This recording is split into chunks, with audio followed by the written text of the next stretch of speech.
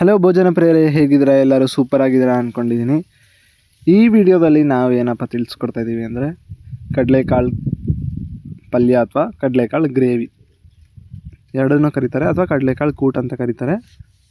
ನಮ್ಮ ಕಡೆ ಎಲ್ಲ ಥರ ಕರೀತಾರೆ. ನಿಮ್ಮ ಕಡೆ ಏನು ಕರೀತಾರೆ ಅಂತ ಕಮೆಂಟ್ ಮಾಡಿ ತಿಳಿಸಿ. ಸೊ ಅದನ್ನು ಯಾವ ರೀತಿ ಮನೆಯಲ್ಲೇ ಮಾಡ್ಬೋದು ಅಂತ ನಾವು ತಿಳಿಸ್ಕೊಡ್ತೀವಿ. ಈಸಿ ಸ್ಟೆಪ್ಸ್ ಇದೆ, ಬೇಗ ಕೂಡ ಮಾಡ್ಬೋದು. ಸೊ ಕೊನೆವರೆಗೂ ವಿಡಿಯೋ ನೋಡಿ. ಯಾವುದ್ಯಾವುದೆಲ್ಲ ಇಂಗ್ರೀಡಿಯೆಂಟ್ಸ್ ಮತ್ತು ಏನೇನೆಲ್ಲ ಯೂಸ್ ಮಾಡಿದ್ದೀವಿ ಅಂತ ನೀಟಾಗಿ ತೋರಿಸ್ತೀವಿ. ಸೊ ಫಸ್ಟ್ ನಾವಿಲ್ಲಿ 1/4 kg ಕಡಲೆಕಾಳನ್ನ ತೊಗೊಂಡು ರಾತ್ರಿಯೇ ನೀರಲ್ಲಿ ನೆನೆಸಿಟ್ಟಿದ್ವಿ. ಚೆನ್ನಾಗಿ ತೊಳ್ಕೊಳ್ಳಿ. ತೊಳೆದಾದ ನಂತರ ನೀವು ಅದನ್ನು ನೀರಲ್ಲಿ ಹಾಕಿ ನೆನೆಸಿಡಬೇಕು. ಫುಲ್ ಇಡೀ ನೈಟೆಲ್ಲ ಅದನ್ನು ನೀರಲ್ಲಿ ನೆನೆಸಿಟ್ಕೋಬೇಕು. ಸೊ ಅದು ಸ್ವಲ್ಪ ಮೆತ್ತಗಾಗಿರುತ್ತೆ. ಅದಾದ ನಂತರ ಅದನ್ನು ಸೋಸಿ ಒಂದು ಕಡೆ ಎತ್ತಿಟ್ಕೊಳ್ಳಿ. ನೆಕ್ಸ್ಟು ಒಂದು ಮಿಕ್ಸಿ ಜಾರಲ್ಲಿ ಒಂದು ಈರುಳ್ಳಿ,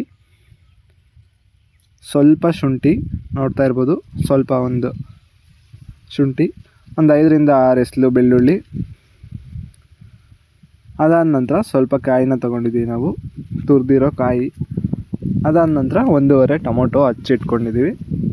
ಅದನ್ನೆಲ್ಲ ಚೆನ್ನಾಗಿ ಫಸ್ಟು ಟೊಮೊಟೊ ಹಾಕ್ದೇನೆ ನೀವು ಅದನ್ನು ಚೆನ್ನಾಗಿ ಪೇಸ್ಟ್ ಮಾಡ್ಕೋಬೇಕು ನೋಡಿ. ನೆಕ್ಸ್ಟು ಸ್ವಲ್ಪ ಕೊತ್ತಂಬರಿ ಸೊಪ್ಪು. ಒಂದು ಕುಕ್ಕರ್ನ ತೊಗೊಂಡಿದ್ದೀವಿ.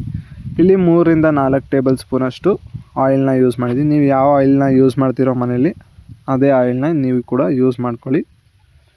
ಸ್ವಲ್ಪ ಆಯಿಲ್ ಬಾಯ್ಲ್ ಆಗಿ ಸ್ವಲ್ಪ ಬಿಸಿ ಆದ ನಂತರ ನೀವು ಅದಕ್ಕೆ ಸಾಸಿವೆನ ಹಾಕಿ ಫ್ರೈ ಮಾಡ್ಕೋಬೇಕು. ಸೊ ಸಾಸಿವೆ ಸಿಡಿದ ನಂತರ ನೀವು ಅದಕ್ಕೆ ಈರುಳ್ಳಿನ ಆ್ಯಡ್ ಮಾಡ್ಕೋಬೇಕು. ನೋಡಿ ಇಲ್ಲಿ ಸಾಸಿವೆ ಹಾಕಿದ್ದಾರೆ, ಇವಾಗ ಸಾಸಿವೆ ಸಿಡಿಯುತ್ತೆ. ಸೊ ಎಣ್ಣೆ ಕಾಯ್ದ ನಂತರನೇ ನೀವು ಅದಕ್ಕೆ ಸಾಸಿವೆನ ಆ್ಯಡ್ ಮಾಡಬೇಕು. ಅದಾದ ನಂತರ ಕರ್ಬೇವಿನ ಸೊಪ್ಪನ್ನು ಹಾಕ್ಬೇಕು. ನೀವು ಸ್ವಲ್ಪ ಕರ್ಬೇವಿನ ಸೊಪ್ಪನ್ನ ಒಗ್ಗರಣೆಗೆ ಹಾಕ್ಕೊಂಡಿದ್ದಾರೆ. ಅದಾದ ನಂತರ ನೀವು ಏನು ಪೇಸ್ಟ್ ಶುಂಠಿ ಬೆಳ್ಳುಳ್ಳಿ ಮತ್ತು ಈರುಳ್ಳಿನ ಹಾಕಿ ಪೇಸ್ಟ್ ಮಾಡಿದ್ರಲ್ವ, ಅದನ್ನು ಹಾಕಿ ನೀವು ಫ್ರೈ ಮಾಡ್ಕೋಬೇಕು. ನೀವು ಅಂಗಡೀಲಿ ಪೇಸ್ಟ್ ತೊಗೊಂಬಂದು ನಾವು ಯೂಸ್ ಮಾಡ್ತೀವಿ ಅಂದರೆ ನೀವು ಅದನ್ನು ಕೂಡ ಶುಂಠಿ ಬೆಳ್ಳುಳ್ಳಿ ಪೇಸ್ಟ್ ಸಿಗುತ್ತಲ್ವ, ಅದನ್ನು ಕೂಡ ನೀವು ಯೂಸ್ ಮಾಡ್ಕೋಬೋದು. ಸೊ ನಾವು ಫ್ರೆಶ್ ಆಗಿರಲಿ ಅಂತ ಮನೇಲೇ ರೆಡಿ ಮಾಡ್ಕೊಂಡಿದ್ದೀವಿ. ಅದನ್ನು ಹಾಕಿ ನೀವು ಸ್ವಲ್ಪ ಅದು ಹಸಿ ವಾಸನೆ ಎಲ್ಲ ಹೋಗೋವರೆಗೂ, ಬೆಳ್ಳುಳ್ಳಿ ಶುಂಠಿ ಮತ್ತು ಈರುಳ್ಳಿದೆಲ್ಲ ಹಸಿ ವಾಸನೆ ಹೋಗೋವರೆಗೂ ಹುರ್ಕೊಂಡು ಅದಕ್ಕೆ ಸ್ವಲ್ಪ ಒಂದು ಚಿಟಿಕೆಯಷ್ಟು ಅಡುಗೆ ಅರಿಶಿನ ಆ್ಯಡ್ ಮಾಡ್ಕೊಳ್ಳಿ. ಅಡುಗೆ ಅರಿಶಿನ ಆ್ಯಡ್ ಮಾಡಿಕೊಂಡು ಚೆನ್ನಾಗಿ ನೀವು ಅದನ್ನು ಫ್ರೈ ಮಾಡ್ಕೋಬೇಕು. ಅರಿಶಿನ ಆ್ಯಡ್ ಮಾಡೋದ್ರಿಂದ ಏನಾಗುತ್ತೆ ಅಂದರೆ ಸೊ ಹಸಿ ವಾಸನೆ ಎಲ್ಲ ಬೇಗ ಹೋಗುತ್ತೆ ಮತ್ತು ಫ್ರೈ ಕೂಡ ಬೇಗ ಆಗುತ್ತೆ, ಈರುಳ್ಳಿ ಅದೆಲ್ಲ. ನೆಕ್ಸ್ಟು ನೀವು ಕಾಯಿ ತುರಿದಿಟ್ಕೊಂಡಿದ್ರಲ್ವ, ಅದನ್ನು ಮಿಕ್ಸಿ ಜಾರಲ್ಲಿ ಹಾಕ್ಕೊಳ್ಳಿ. ಇದನ್ನು ಕೂಡ ಪೇಸ್ಟ್ ಮಾಡ್ಕೋಬೇಕು. ಅದಕ್ಕೆ ಮಿಕ್ಸಿ ಜಾರಲ್ಲಿ ಹಾಕ್ಕೊಂಡು ಪೇಸ್ಟ್ ಮಾಡ್ಕೊಳ್ಳಿ. ನೋಡಿ, ಇದು ಕಡಲೆಕಾಳು ನಾವು ಇದನ್ನು ನೀರಿಂದ ತೆಗೆದು ಸೋಸಿ ಒಂದು ಕಡೆ ಎತ್ತಿಟ್ಕೊಂಡಿದ್ದೀವಿ. ನೋಡಿ, ಈ ಥರ ಪೇಸ್ಟ್ ಆದ ನಂತರ ಕಾಯಿಗೆ ಸ್ವಲ್ಪ ಮಸಾಲ ಪುಡಿ, 3ರಿಂದ 4 ಸ್ಪೂನು ಮಸಾಲ ಪುಡಿನ ನೀವು ಹಾಕೋಬೋದು. ನೋಡಿ, 1 ಸ್ಪೂನು ಖಾರದ ಪುಡಿ, ಖಾರದ ಪುಡಿ, ಅದನ್ನೆಲ್ಲ ಹಾಕ್ಕೊಂಡು ನೀವು ಚೆನ್ನಾಗಿ ಪೇಸ್ಟ್ ಮಾಡ್ಕೊಳ್ಳಿ. ಆ ಜಿಂಜರ್ ಪೇಸ್ಟ್ ಎಲ್ಲ ಹಾಕಿ ಫ್ರೈ ಮಾಡ್ಕೊಂಡಿದ್ದಾದ ನಂತರ ನೀವು ಕಡಲೆಕಾಳು ಏನು ಎತ್ತಿಟ್ಕೊಂಡಿದ್ರಲ್ವ, ಅದನ್ನು ಹಾಕಿ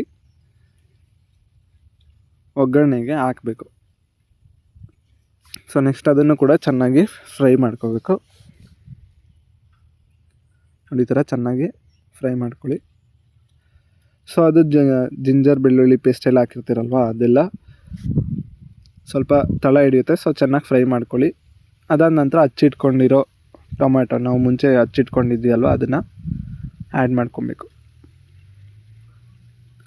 ಆ್ಯಡ್ ಮಾಡಿಕೊಂಡು ಟೊಮೊಟೊ ಸ್ವಲ್ಪ ಬೇಯೋವರೆಗೂ ಚೆನ್ನಾಗಿ ಕೈ ಆಡಿಸ್ಕೋಬೇಕು.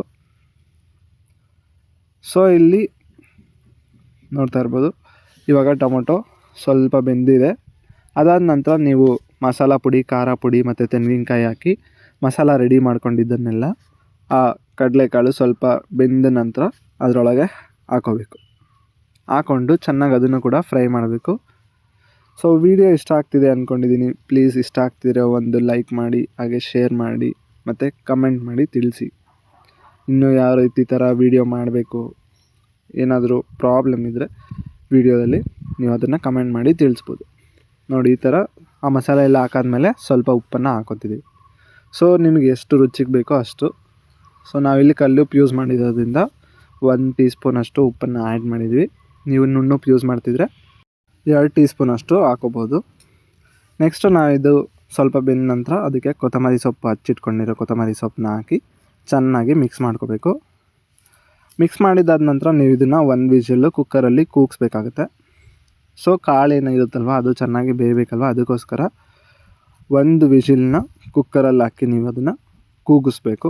1 ವಿಷಲ್ ಆದ ನಂತರ ಕಾಳೆಲ್ಲ ಚೆನ್ನಾಗಿ ಬೆಂದು ಮಸಾಲೆ ಎಲ್ಲ ಚೆನ್ನಾಗಿ ಇಟ್ಕೊಂಡಿರುತ್ತೆ. ಅದಾದ ನಂತರ ನೀವು ಅದನ್ನು ರೆಡಿ ಮಾಡ್ಕೊಂಡು ತಿನ್ಬೋದು. ಚೆನ್ನಾಗಿರುತ್ತೆ ಪಲ್ಯ ಮತ್ತು ಚಪಾತಿಗೆಲ್ಲ ಚೆನ್ನಾಗಿರುತ್ತೆ. ಸೊ ವಿಡಿಯೋ ಇಷ್ಟ ಆಗಿದೆ ಅಂದ್ಕೊಂಡಿದ್ದೀನಿ. ಇಷ್ಟ ಆಗಿದ್ರೆ ಪ್ಲೀಸ್ ಒಂದು ಲೈಕ್ ಮಾಡಿ, ಶೇರ್ ಮಾಡಿ, ಹಾಗೆ ಕಮೆಂಟ್ ಮಾಡಿ, ಹಾಗೆ ನಮ್ಮ ಚಾನಲ್ಗೂ ಕೂಡ ಸಬ್ಸ್ಕ್ರೈಬ್ ಮಾಡ್ಕೊಳ್ಳಿ. Thank you.